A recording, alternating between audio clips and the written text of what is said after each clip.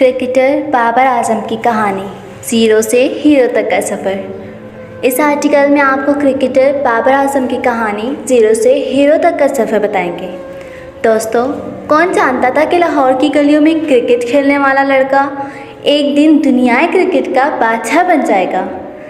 जिसके पास cricket kit खरीदने के पैसे भी नहीं थे, एक दिन पाकिस्तान क्रिकेट टीम का कप्तान बन जाएगा और सबके दिलों में राज करेगा।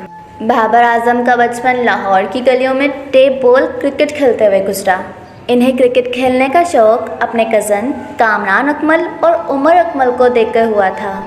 बाबर आजम के वालिद आजम सिद्दीकी ने इन्हें क्रिकेट खेलने से कभी नहीं रोका, बल्कि वो तो अपने बेटे को एक दिन पाकिस्तान क्रिकेट टीम के लिए खेलता हुआ देखना चाहते थे। 2007 में जब साउथ अफ्रीका की टीम लाहौर कज़ाफ़ी स्टेडियम में खेलने आई थी, बाबर आजम ने अपने किसी रिश्तेदार की मदद से इस मैच में बॉल पकड़वाए की जॉब हासिल कर ली। बाबर आजम बाउंड्री के पास खड़े होकर प्लेयर्स को बॉल पकड़ के दिया करते थे। बाबर आजम ने अपने वालिद से ख्वाहिश जाहिर की कि वो कोई क्रिकेट एकेडमी ज्वाइन करना चाहते हैं, मगर इनके घर के हालात इतने अच्छे नहीं थे वो एक अच्छी क्रिकेट किट खरीद सकें। बाबर के वालिद घड़ियाँ ठीक करने का काम करते थे। बाबर आजम ने कहा, जब कौमी क्रिकेट टीम में शामिल होने के लिए पहली बार कॉल आई तो मैं फैमिली के साथ घर बैठा था। खबर सुनने के बाद मैं और मेरे वालिदैन समेत पूरी फैमिली पुरजोश थी। जब पहली बार कौमी क्रिकेट टीम का खिलाड़ी बनकर मैदान में उतरा तो मुझे वो दौर याद आ गया जब मैं बॉल पकड़ के तौर पर काम करता था।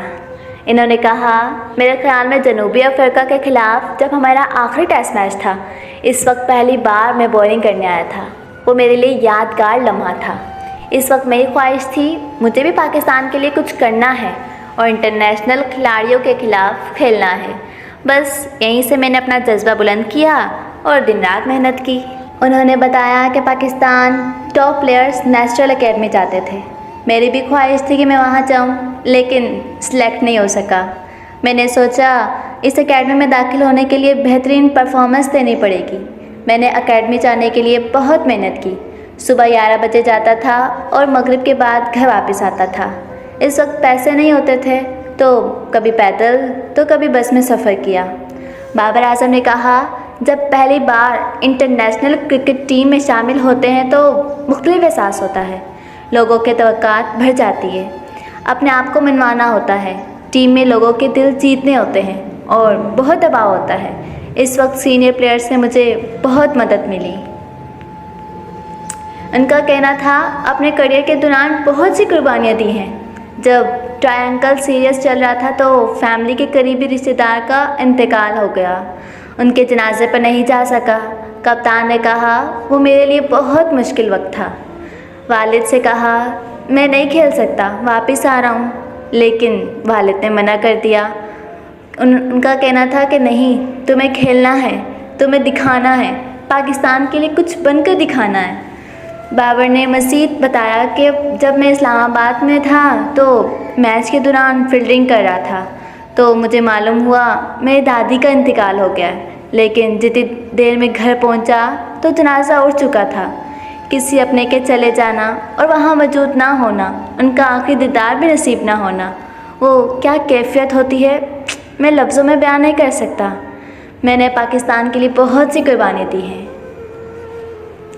उनका कहना था कि क्रिकेट के सफ़र में वालिद का बहुत अहम किरदार है। हम दोनों हर मैच देखने जाते थे। जब मैं गलती करता तो मार भी पड़ती थी, यहाँ तक कि ग्राउंड में भी मार पड़ी है। इनकी यही शक्ति मेरे लिए बहुत मददगार साबित हुई। मेरी खुशकिस्मती है कि मेरे पास ऐसे वालिदैन हैं। बतौर कप्तान दबाव से मुतालिक सवाल पर इन्होंने कहा, हर कोई सीख कर नहीं आता, ट्राई कर कर के ही सीखते हैं। मैंने भी आहिस्ता आहिस्ता अपनी कारकर्दगी को बेहतर बनाया। लोगों की बातों पर तवज्जो नहीं देता, लोग क्या कहते हैं इस टेंशन से आज़ाद था। ख़ुद को बेहतर बनाने पर तवज्जो दी। जब कप्तान बना तो पहला साल थोड़ा मुश्किल था क्योंकि इस वक्त एक वक्त में बहुत चीज़ें चल रही थी। इन्होंने बताया कि बतौर कप्तान मैंने चीज़ों को ठीक करने की कोशिश की। मैंने सरफराज भाई से सीखा वो टीम को कैसे लेके चल रहे हैं।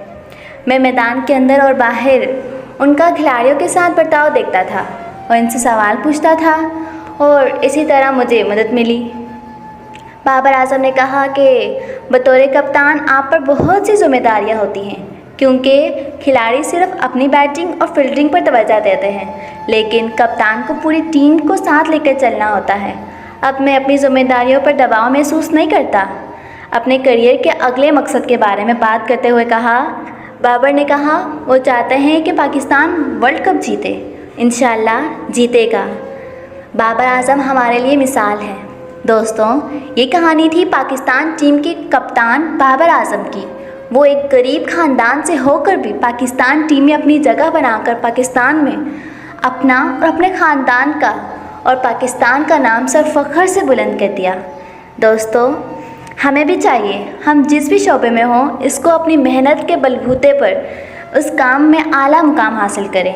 मुझे उम्मीद है आपको ये स्टोरी या आर्टिकल बहुत कुछ सिखा गया होगा। तेरी धूम है सारे जग में मची।